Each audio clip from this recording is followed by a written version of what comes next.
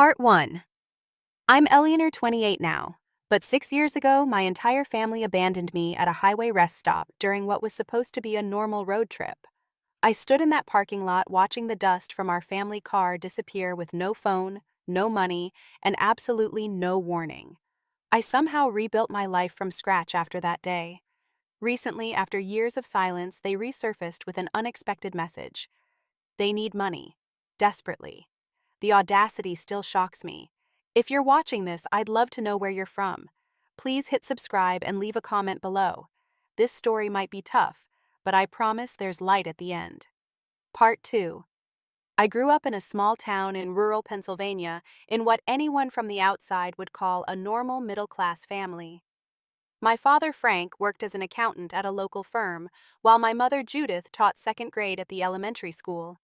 We lived in a modest four-bedroom house with a backyard that backed up to cornfields. From the outside, we looked picture-perfect. Behind closed doors was a different story. My parents ruled our home with strict control and endless emotional manipulation. Every decision, from what clothes we wore to which friends we could see, required their approval. Disagreement wasn't tolerated. Questions weren't welcomed. Compliance was expected without hesitation. My older brother William was 3 years my senior and had long ago decided that siding with our parents was the path of least resistance. He became their enforcer, always ready to report any perceived disobedience from me or our younger sister Amanda. Amanda, 2 years younger than me, somehow became the family favorite. Perhaps because she mastered the art of appearing compliant while secretly doing whatever she wanted. Or maybe because she never challenged our parents openly like I sometimes did. She received the nicest gifts, the most praise, and the least criticism. I threw myself into academics, finding refuge in books and school achievements. When I earned a full scholarship to a university 3 hours away, my parents' reaction was mixed. They proudly told neighbors and friends about my accomplishment, but privately worried about losing control over my daily life. College became my first taste of real freedom.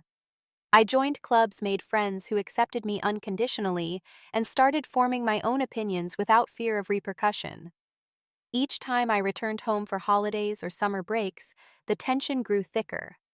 My parents would make passive-aggressive comments about my new attitude or how I was forgetting where I came from. I started dating Jackson during my junior year. He was studying engineering and had plans to work for a tech company after graduation. My parents immediately disapproved, not because of anything specific about him, but because I had chosen him without their input. "He won't amount to anything," my father would say, despite Jackson's impressive academic record and internship offers. "I just don't think he respects family values," my mother would add, though she'd only met him twice and barely spoke to him either time. When I graduated with honors and accepted a position at a marketing firm in Philadelphia, the criticism intensified. According to my family, marketing was a shallow profession that wouldn't provide stability. They suggested I move back home and apply for teaching positions like my mother. I rented a small apartment with a college friend instead. Every family gathering became an opportunity for them to question my choices. Why was I wasting money on rent when I could live at home? Why didn't I join the family for dinner every Sunday? Why was I being so selfish with my time? Looking back, I should have recognized the warning signs. The way they excluded me from family decisions but expected me to fall in line. How they would plan events without checking if I could attend, then guilt me for missing them. The increasing resentment whenever I established a boundary. I remember one particular Thanksgiving when I brought a pumpkin pie I had baked from scratch. My mother took one look at it and said, "Oh, we already have dessert covered," before placing it in a corner of the kitchen where it remained untouched. Later, I overheard her praising Amanda's store-bought cookies as absolutely perfect. Despite everything, I kept trying to maintain harmony. I called regularly. I attended most family functions. I bought thoughtful gifts for birthdays and holidays. I tried to share my successes without sounding boastful and listened to their problems with genuine concern. I believed that my efforts would eventually be recognized, that they would someday see me as the independent adult I had become. Jackson noticed what I couldn't. "They never ask about your job," he pointed out after one particularly strained family dinner. "And whenever you talk about your promotion, your dad changes the subject." I defended them out of habit. "They're just old-fashioned. They worry about me living in the city." Eleanor, Jackson said gently, when was the last time they said they were proud of you? I couldn't remember. Still, when my grandmother's 80th birthday approached and my parents organized a family road trip to her home in Colorado, I agreed to go. Jackson had just accepted a job in California, and we had decided to try long distance. The timing seemed perfect for reconnecting with my family before this new chapter began. I had no idea that this trip would change everything. Part 3. The plan was straightforward. We would drive from Pennsylvania to Colorado, over 4 days, celebrate Grandma Jane's birthday with an extended family gathering, then make the return journey. My parents, William, Amanda, and I would travel together in my father's spacious SUV. We would share gas costs and hotel rooms to make the trip affordable. I took time off work, packed my bags, and drove to my parents' house the night before our early departure. The tension was palpable the moment I arrived. My mother greeted me with a quick hug and immediately asked if I had brought appropriate clothes for the celebration. My father barely looked up from his newspaper. William arrived minutes later with his girlfriend Tara, a last-minute addition that no one had consulted me about. This meant hotel arrangements would change, but when I asked about it, my mother just said, "We'll figure it out along the way." The first day of driving was mostly silent. My father controlled the radio, switching between talk shows and classic rock stations. Any conversation died quickly. When I tried to share a funny story about work, my mother interrupted to remind Amanda about packing her grandmother's gift. Our first dinner stop was at a roadside diner in Ohio. I ordered a salad, and William immediately made a comment about me still trying to impress Jackson with that city girl diet. I ignored him, but the jabs continued throughout the meal. "So how long do you think this marketing job will last?" my father asked between bites of his burger. "Those types of companies are always the first to do layoffs." "Actually, our company just expanded into 2 new markets," I replied. "We're growing, not shrinking." "Well, don't come crying to us when it falls apart," he said with a dismissive wave. "Teaching jobs have security. Your mother never had to worry about layoffs." I bit my tongue and focused on my food. The tension escalated on the second day when my mother brought up Jackson's move to California. "I knew he wouldn't stick around," she said. "Men like that are always chasing the next opportunity, never thinking about family." "He got an amazing job offer," I defended. "We're going to make it work long distance." "Long-distance relationships never last," William chimed in. "Tara and I would never do that to each other." Tara looked uncomfortable but stayed silent. By the third day, as we crossed into Nebraska, the subtle digs had transformed into open criticism. My career, my relationship, my apartment, my friends all became targets. When I defended myself, my father accused me of always thinking you're better than this family. That evening at the hotel, William approached me in the lobby. He seemed unusually friendly, asking about my job and seeming genuinely interested. Then, after about 10 minutes of conversation, his true purpose emerged. "So I've been meaning to ask you something," he said, lowering his voice. "I'm in a bit of a tight spot financially. Tara and I want to put a down payment on a house, but we're about $8,000 short. I was wondering if you could loan us the money." I was stunned, not only by the amount, but by the assumption that I would have that much money available. "William, I don't have that kind of money just sitting around. I'm saving for my own future, and with Jackson moving, I might need to relocate too." His friendly demeanor vanished instantly. "Of course, always thinking about yourself. You know family is supposed to help family." "It's not about not wanting to help," I tried to explain. "It's about not having $8,000 to spare." "But you have that fancy marketing job," he sneered. "Always bragging about promotions and new clients. I guess that was all for show." He stormed off before I could respond. Later that night, I overheard him talking to my parents in their hotel room, the words "selfish" and "ungrateful" clearly audible through the thin walls. The next morning, no one spoke to me during breakfast. The silence in the car was suffocating as we continued westward. Finally, my mother turned around from the front passenger seat. "I can't believe you would refuse to help your brother," she said, "after everything this family has done for you." "Mom, I literally don't have that money available," I explained again. "I'm not refusing to help. I'm telling you I can't." "You never could think about anyone but yourself." My father joined in, eyes still on the road. We sacrificed everything for you kids, and this is how you repay us. What sacrifices? I asked, my patience finally wearing thin. You never paid a penny for my college. I worked part-time jobs all 4 years while maintaining a scholarship. I've been financially independent since graduation. The car went deadly silent. How dare you? My mother finally whispered. How dare you throw that in our faces? We gave you a home, we raised you. We loved you despite your difficult personality. The argument escalated from there with years of unspoken resentments pouring out from all sides. Amanda stayed silent, staring out the window. Tara looked like she wanted to disappear into her seat. By the time we reached our hotel that night, my father was no longer speaking to me at all. In the hotel room I shared with Amanda, I cried silently after she fell asleep. I texted Jackson telling him about the awful day. He suggested I book a flight home from Colorado instead of driving back with them. Just get through the birthday party, he wrote. Then you can escape. I fell asleep planning to do exactly that, having no idea that I wouldn't even make it to my grandmother's house. Part 4. We departed early the next morning, the atmosphere in the car even more strained than before. No one had spoken directly to me since the previous day's argument. I sat in the back row, earbuds in, trying to disappear into my music. Around mid-morning, my father pulled into a large rest stop in eastern Colorado. The facility had restrooms, vending machines, and a small convenience store. We had been driving for nearly 3 hours without a break. 15 minutes, my father announced as he parked. We need to be back on the road if we want to reach Mom's house by lunch. Everyone got out and headed toward the building. I made my way to the women's restroom, taking my time to wash my face and reapply some mascara that had smudged from the previous night's tears. I tried giving myself a pep talk in the mirror. Just one more day, then the birthday celebration, then I could book a flight home and put some distance between myself and this toxic situation. When I exited the restroom, something felt immediately wrong. I scanned the parking lot and felt my stomach drop. The distinctive navy blue SUV that had been our transportation for the past 3 days was gone. My first thought was that my father had moved it to a gas station attached to the rest area. I walked around the entire complex searching.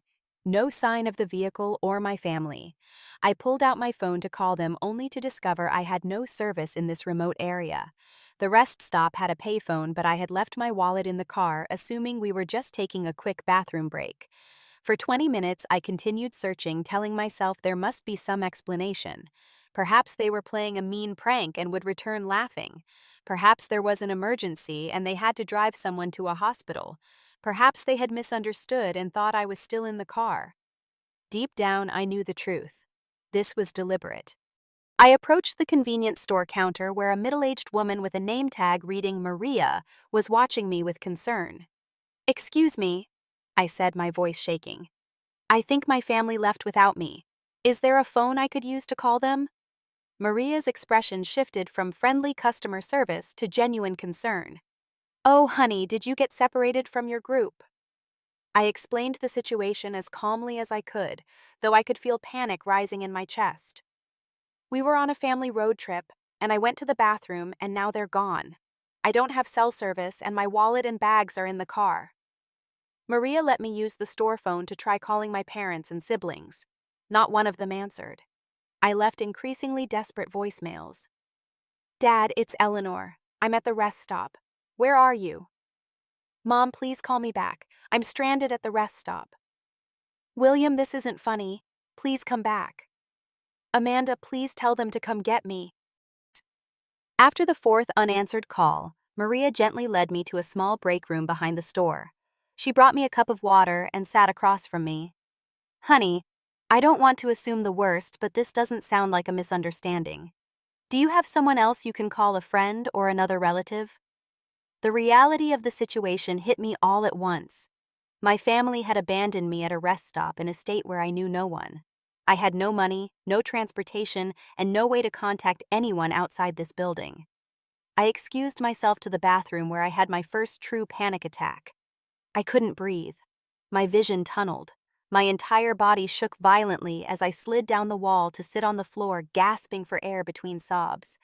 Maria found me there and helped me through the worst of it, coaching me to breathe slowly and assuring me that we would figure this out. When I was calmer, she suggested calling the local police. Officer Thompson arrived about 40 minutes later. He was a tall man with a salt and pepper mustache and kind eyes that crinkled at the corners. He took my statement with professional detachment, but I could see the disbelief in his expression. "Let me get this straight," he said after I'd finished explaining. "Your family, your parents, adult brother and sister left you at this rest stop intentionally, after an argument." The humiliation burned through me as I nodded. We had been fighting. About money, about my life choices. Everything. "And you're certain they left you on purpose? This couldn't be a misunderstanding." I showed him my phone with the still unanswered calls and texts. "It's been 2 hours. If it was a misunderstanding, they would have realized by now and come back." Officer Thompson sighed heavily. "Miss, I'm sorry to tell you this, but since you're an adult and we're traveling willingly with other adults who haven't committed any crime by leaving, there's not much police action I can take. This is more of a personal dispute." I nodded numbly, having expected as much. "However," he continued, his voice softening, "I can help you figure out next steps. Do you have anyone who could help you? Friends? Other family members?" My mind raced through possibilities. Jackson was in California for job training. Most of my college friends were scattered across different states. Then I thought of Taylor, my roommate from Philadelphia. She had recently moved to Denver for a job just 2 hours from where I was stranded. Officer Thompson let me use his phone to call Taylor since I still had no cell service. When I explained what had happened, she didn't hesitate. "I'm leaving work right now. Text me the exact location. I'll be there as soon as I can." While waiting for Taylor, I tried one more time to access my bank account using the rest stop's weak Wi-Fi. To my horror, I discovered that my checking account, which had been opened when I was a teenager with my parents as co-signers, had been emptied. The balance showed 0 with a transaction time of 9:47 a.m., about 20 minutes after they had left me. They hadn't just abandoned me physically, they had ensured I would have no resources to help myself. I sat on a bench outside the rest stop for 6 hours, declining Maria's offers of lunch, unable to stomach food. Officer Thompson checked on me twice, bringing me a bottle of water and a granola bar that I couldn't eat. Travelers came and went, some glancing curiously at the young woman sitting alone with red-rimmed eyes.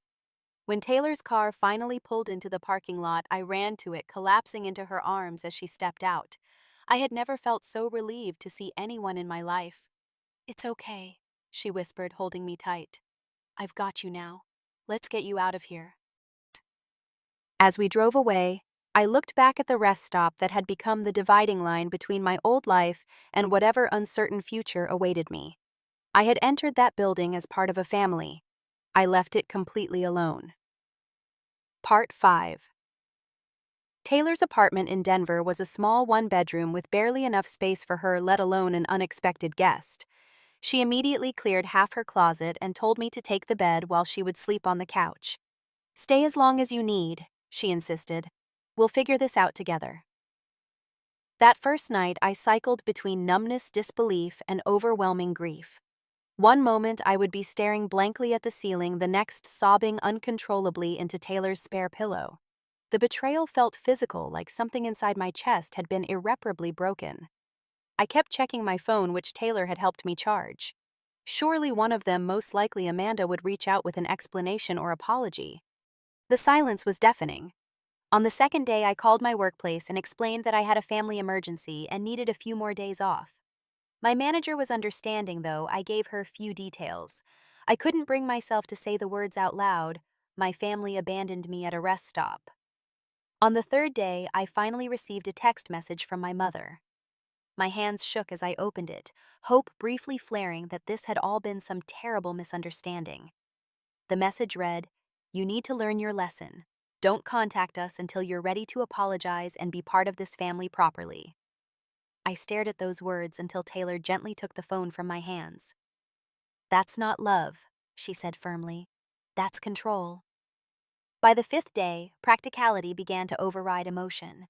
I needed clothes beyond the single outfit I had been wearing when abandoned. I needed toiletries. Most urgently, I needed to secure my finances. I spent hours on the phone with my bank explaining the situation and proving my identity without access to my ID, which had been in my suitcase. I opened a new account at a different bank, this time solely in my name. I contacted my credit card companies to report potential fraud and requested new cards be sent to Taylor's address. Through all of this, Taylor was my rock. She loaned me clothes, bought me essentials, and listened without judgment as I processed what had happened. When I tried to apologize for imposing, she stopped me. "This is what real family does," she said. "They show up when you need them." A week after the abandonment, I received a call from my grandmother. Her voice was hushed, as though she was afraid of being overheard. "Eleanor, I'm so sorry about what happened," she said. "Your parents told everyone you decided to stay with friends instead of coming to the party. I knew something wasn't right." She informed me that my suitcase and backpack had been left at her house. If I wanted my belongings, I would need to collect them or arrange shipping. She couldn't send them herself because it would cause too much trouble with my parents. Taylor offered to drive me to my grandmother's house that weekend. The 2-hour journey was filled with anxiety. What if my parents were there?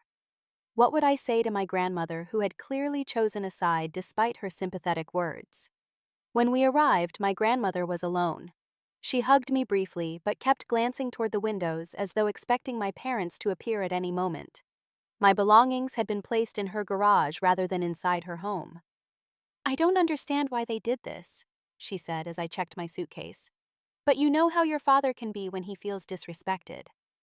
I discovered that my suitcase had been searched.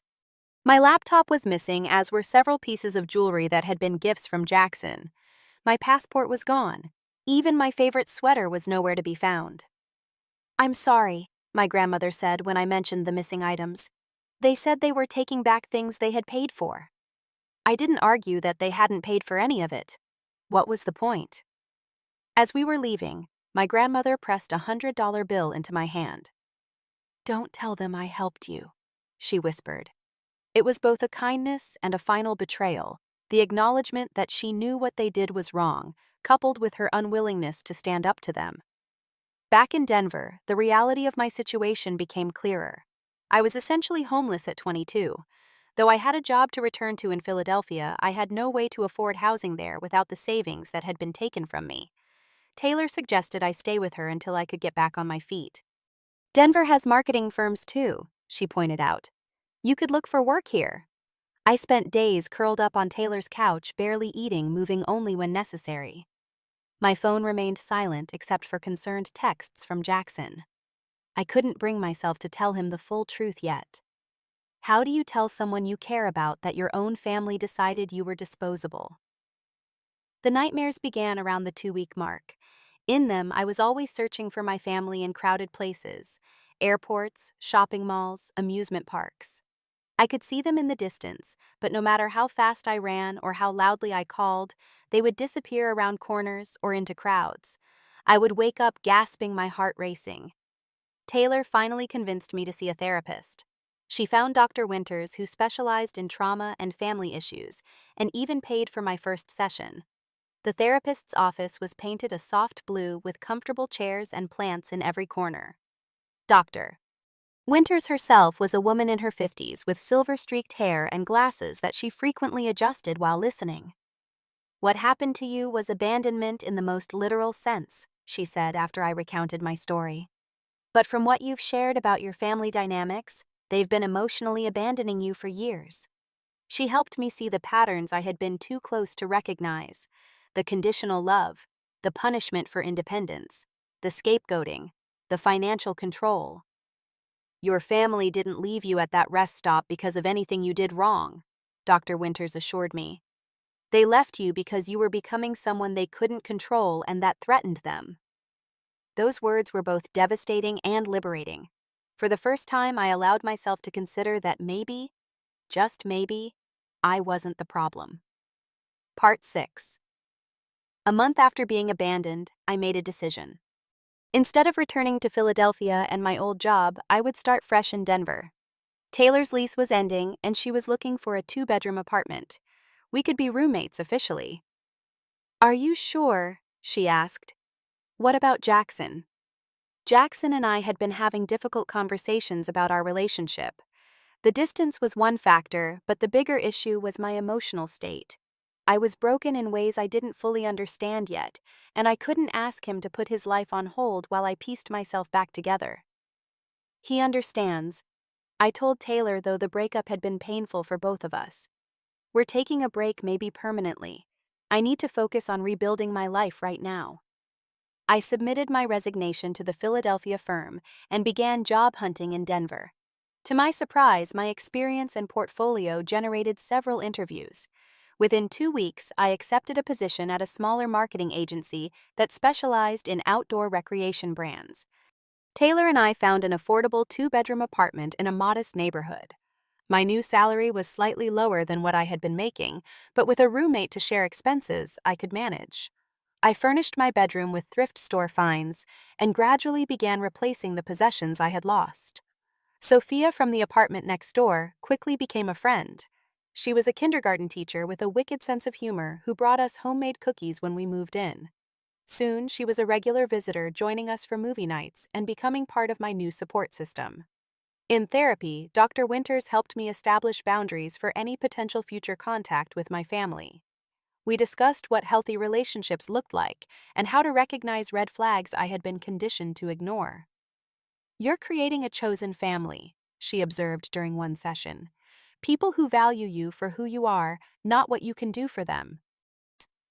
The concept of chosen family became central to my healing. Taylor, Sophia, and my new co-workers formed a community that supported me without the manipulation and conditional love I had grown up with. Work became another form of therapy. I threw myself into projects impressing my new bosses with my creativity and dedication. 6 months into the job, I was given my first major campaign to lead. The success of that project led to a promotion and raise, bringing me financial stability sooner than I had expected. Dating remained challenging. I went on a few first dates that didn't lead anywhere, partly because I struggled to answer basic questions about my family without becoming emotional. How do you casually tell someone over dinner that your entire family disowned you? I focused instead on building friendships and healing. I joined a hiking group that explored Colorado's trails every weekend. I took a pottery class where I created lopsided mugs that made me laugh. I volunteered at an animal shelter where I could give love to creatures who returned it unconditionally. Almost a year after the abandonment, I met David at a work event. He was a photographer who frequently collaborated with our agency shooting campaigns in stunning outdoor locations. We were paired together for a weekend project featuring rock climbing gear, and his patience with my nervous first attempt at climbing impressed me. Unlike previous dates when David asked about my family during our first dinner together, I took a deep breath and told him the unvarnished truth. I watched his expression shift from shock to empathy. "That says everything about them and nothing about you," he said when I finished. "Thank you for trusting me with that story." Our relationship developed slowly. David respected my need for independence and never pushed for more than I was ready to give. When I had nightmares or anxiety attacks, he would sit with me, offering quiet support without trying to fix everything. He understood that some wounds take years to heal. As Thanksgiving approached, the first major holiday since the abandonment, I felt increasing anxiety. Taylor had invited me to join her family celebration, but the thought of watching a normal, functional family interact filled me with both longing and dread. "We could do our own thing," Sophia suggested when I confessed my concerns. "Orphan Thanksgiving for anyone who can't go home." That's exactly what we did. Taylor, Sophia. David and 2 other friends gathered in our apartment. Everyone brought a dish. None of us followed traditional recipes. We ate turkey tacos and cranberry margaritas and played board games until midnight. It was nothing like the formal, tense holidays of my childhood, and I loved every minute. During this period, Amanda sent occasional text messages. Unlike my parents' and William's communications, which were always accusatory or demanding, hers seemed genuinely concerned. "Are you okay? Everyone says I shouldn't talk to you, but I miss you. Mom and Dad won't tell me what really happened. Will you? Please just let me know you're alive." I responded to the first few with brief assurances that I was safe, but not ready to discuss what happened. Eventually, her messages took on the same guilt-inducing tone as my parents. You're tearing this family apart by not apologizing. Grandma's health is declining and she asks about you. Don't you care? Why are you punishing all of us for one bad day? After consulting with Dr. Winters, I made the difficult decision to go completely no contact. I changed my phone number and email address. I removed all family members from my social media and adjusted privacy settings. I gave my new contact information only to those I truly trusted. The peace that came with this decision was profound. Without the constant anxiety of wondering when the next hurtful message would arrive, I could focus fully on building my new life. My career continued to flourish. I formed genuine connections with coworkers who respected my abilities. My friendship circle expanded to include people who accepted me without questioning why my past was a topic I preferred to avoid. David and I grew closer, though we maintained separate apartments. He introduced me to photography, teaching me to see beauty in unexpected places. I introduced him to my favorite authors, leaving books on his nightstand with passages marked for discussion. For the first time in my life, I felt truly seen and accepted. The constant need to prove my worth or earn love had disappeared. In its place was a quiet confidence that I deserved respect simply for being who I was. I still had difficult days. Birthdays and holidays brought complicated emotions. Certain songs or smells could trigger memories that left me shaking. But these moments became less frequent and less overwhelming as time passed. 2 years after the rest stop, I barely resembled the desperate, shocked young woman who had stood in that parking lot watching her family drive away. I had built something new from the ashes of what was lost. Something stronger. Something genuinely mine. Then the email arrived that threatened to unravel everything. Part 7. It was an ordinary Tuesday morning. I was at my desk reviewing copy for a camping gear campaign when the email notification appeared. The sender's name made my coffee mug freeze halfway to my lips. Judith Harris. My mother. My physical reaction was immediate and visceral. My heart raced. My palms went clammy. The office around me seemed to recede as though I was looking through the wrong end of a telescope. I considered deleting the message without reading it, but curiosity and that lingering childlike hope for reconciliation won out. The subject line read, "Family Emergency." With shaking hands, I clicked to open it. Eleanor William is in serious financial trouble. He invested in a business opportunity that has fallen through, and now he owes money to some dangerous people. We need $20,000 to help him clear this debt before something terrible happens. As his sister, it's your duty to help. Your father and I have done everything we can, but we're still short. This is about families standing together in times of crisis. Whatever disagreements we've had in the past shouldn't matter when your brother's safety is at stake. Please respond as soon as possible with your decision. This is urgent. Mom. No apology. No acknowledgement of the abandonment. Not even a, "How are you?" after 3 years of silence. Just a demand for money framed as familial obligation. I closed my laptop and told my supervisor I needed some air. Outside, I paced the block around our office building, my mind racing. The audacity was breathtaking. After stealing my savings, leaving me stranded and cutting contact for years, they expected me to send $20,000 without question. By the time I returned to my desk, 2 more emails had arrived. One from my father with the subject, "Your responsibility," and another from my mother with additional details about William's situation. According to these messages, he had invested in a friend's restaurant that failed, and the friend had borrowed money from unscrupulous individuals. Now these creditors were threatening William as a co-investor. I didn't respond to any of the messages. Instead, I forwarded them to Dr. Winters and asked if we could move our weekly session up. She made time for me that evening. In her office, I paced as I read the emails aloud. "What are you feeling right now?" she asked when I finished. Angry? Hurt? Confused? I collapsed into the armchair. And guilty, which makes no sense. Why should I feel guilty when they're the ones who abandoned me? Because they programmed that response in you from childhood, Dr. Winters explained. The guilt button is the easiest one for them to push. We discussed my options.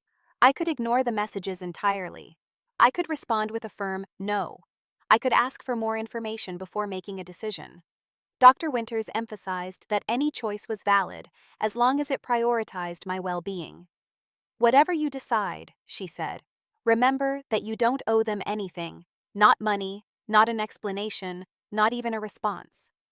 I left the session feeling calmer, but still undecided. When I checked my phone outside the therapist's office, I found a voicemail from an unknown number. It was my father. Eleanor, this is your father.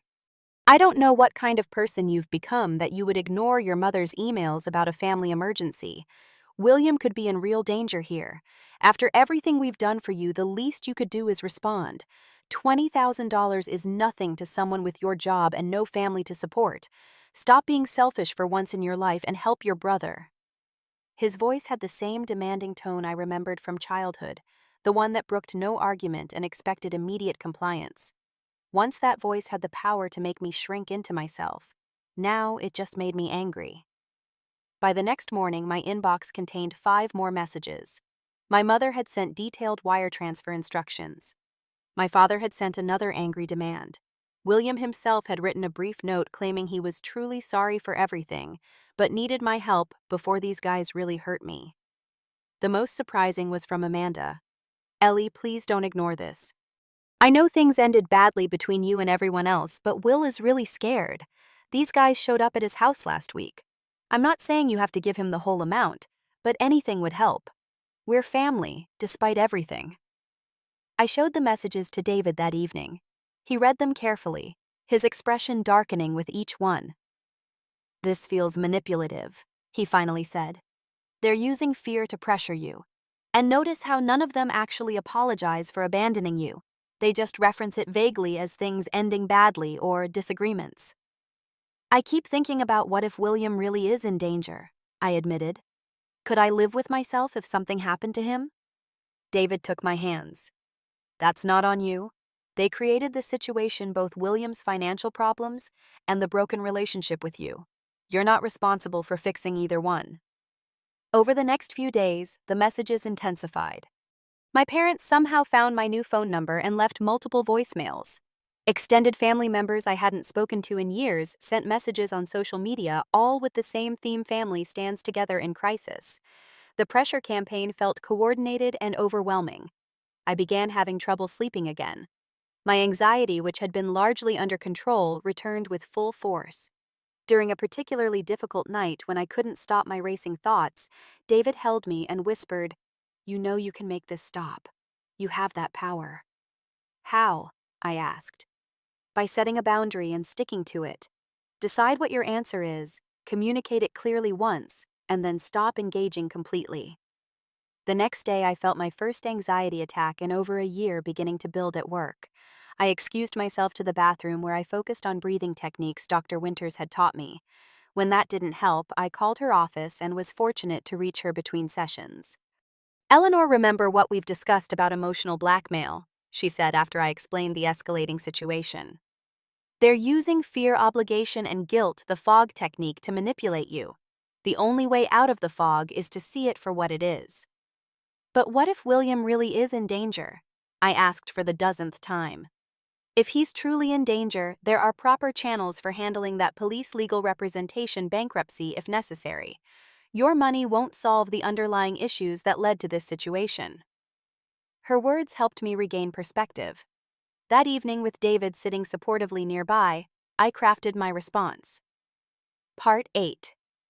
I spent hours writing, deleting, and rewriting my email. I wanted to be clear and firm without being cruel. I wanted to maintain my boundaries without leaving room for negotiation. Most importantly, I wanted to say my piece without expecting or needing any particular response from them. The final version read, "I have received your messages regarding William's financial situation. I will not be providing the money you've requested. 3 years ago, you abandoned me at a rest stop in Colorado, took the money from my bank account, and left me without resources or transportation. You have made no attempt to apologize or make amends for those actions. Instead, you've reached out only because you want something from me. I have built a new life for myself without your support. I wish William well and hope he finds a solution to his problems, but I am not responsible for fixing them. Please do not contact me again." Eleanor. I sent the email to my parents, William and Amanda, then blocked their addresses. David helped me block their phone numbers as well. We spent the evening watching comedies and ordering takeout, a deliberate attempt at normalcy after such an emotional decision. The response came through channels I hadn't blocked. Extended family members sent increasingly hostile messages. A cousin I had once been close to wrote, "How can you be so heartless after everything your parents did for you?" An aunt called my workplace, forcing me to explain to my confused receptionist that I was not accepting calls from certain family members. My grandmother sent a card containing a lengthy handwritten guilt trip about forgiveness and family bonds. Most shocking was when William's wife Tara, they had married shortly after my abandonment, showed up at my apartment building one evening. Thankfully, I wasn't home, but she left a note with a neighbor describing in vivid detail the dangerous men who were threatening her husband because of my selfishness. Each attempt at contact only strengthened my resolve. The coordination and escalation revealed the manipulation for what it was. If William were truly in dire straits, they would be focusing on solving his problem through legal means, not on breaking down my boundaries. After 2 weeks of this barrage, I took more drastic measures. I changed my email address completely. I blocked all extended family on social media. I informed my workplace security about potential unwanted visitors. I even briefly considered changing my last name, but decided that would be giving them too much power over my identity. The messages eventually slowed, then stopped entirely. My final contact from anyone in my birth family was a text from Amanda. "Mom and Dad say you're not their daughter anymore. I guess that makes me an only child now." I didn't respond, but I cried for the sister I had once known, and for the family I had once desperately wanted to please. In the wake of this final rejection, I found myself strangely liberated. They had already done their worst to me years ago at that rest stop. This new disownment had no teeth. You can't abandon someone who has already rebuilt their life without you. Dr. Winters helped me process these feelings. "What they've given you inadvertently is freedom," she said. "Freedom from the hope that they might someday become the family you deserved." Life moved forward in beautiful ways. 6 months after the money demand incident, David proposed during a sunrise hike in the mountains. We planned a small wedding with only our chosen family present: Taylor Sophia friends from work, and David's parents, who had welcomed me warmly from our first meeting. My career continued to flourish. The outdoor recreation agency promoted me to marketing director, overseeing campaigns for major national brands. I found purpose in my work, especially projects promoting accessibility in outdoor spaces, making nature welcoming to everyone. David and I bought a modest house with a garden where I grew vegetables and flowers. We adopted a rescue dog named Ranger, who had been abandoned at a shelter. The irony wasn't lost on me, but his unconditional love helped heal parts of my heart I hadn't realized were still broken. The process of recovery wasn't linear. There were still days when grief would hit unexpectedly. Seeing a father and daughter laughing together in a park, hearing someone mention their family holiday traditions, realizing my future children would never know their maternal grandparents. On those difficult days, I leaned on the support system I had carefully built. I practiced the coping strategies Dr. Winters had taught me. I reminded myself that my worth wasn't tied to my family's ability to recognize it. Healing came in unexpected moments, like when Taylor's parents insisted I call them Mom and Dad Jones, creating a clear distinction from my birth parents while offering parental love. Or when David's mother helped me plan our wedding, showing me what maternal support should feel like. Or when my coworkers rallied around me after I finally shared my full story at a team retreat, their outrage and compassion validating that what had happened to me was truly wrong. I learned the difference between forgiveness and reconciliation. I could release the active anger that was hurting only me without inviting my abusers back into my life. I could wish them well from a distance without subjecting myself to further harm. The definition of family transformed in my understanding. Family became the people who showed up consistently, who respected boundaries, who celebrated successes without jealousy, and offered support during struggles without judgment. Family was chosen and earned, not merely an accident of birth. Today, 6 years after being abandoned at that rest stop, I barely recognize the scared, confused young woman I was then. That day, which my birth family intended as punishment, became instead the first step toward freedom. Their greatest act of cruelty ultimately gave me the life I deserved, but might never have had the courage to create while under their influence. If you're watching this and struggling with toxic family relationships, please know that you deserve love without conditions. You deserve respect without having to earn it. You deserve people who see your boundaries as valid, not as challenges to overcome. Building a life without your birth family is incredibly difficult. There's grief alongside the liberation. There are doubts alongside the certainty. There are days when you'll wonder if the problem really was you all along. On those days, remember my story. Remember that sometimes the healthiest family is the one you create for yourself. What was your most important lesson about healthy relationships? Have you ever had to distance yourself from toxic people for your own well-being? I'd love to hear your stories in the comments below.